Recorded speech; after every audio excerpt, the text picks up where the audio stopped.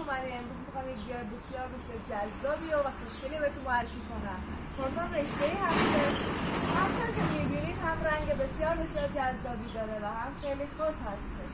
بعدش نگه دارم به این صورت هستش که این گیاه نیاز به نور با کیفیت فیلتر شده داره، رطوبت دوست هستش. از دستگاه بخور سرد میتونید براش استفاده کنید یا نه طول روز چند بار روش اسپری آب انجام بدید. خاکی که استفاده میشه خاک برگ هستش و اینکه وقتی سطح خاک خشک میشه شروع کنید به آبیاری.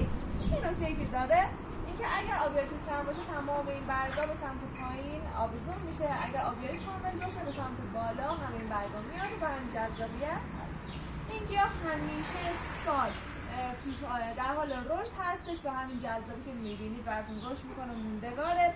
کودی که براش استفاده میکنیم چون برگای رنگی داره سریس نباید ازش استفاده کنید. در 50 بودن 12-36 هستش و میتونیم که اگر میخواین جذابش کنید، زیباش کنید، از پایین برگا رو جدا کنید که تنه این گیاه رو ببینید و بالا پر از برگ باشه و همین زیبایی براتون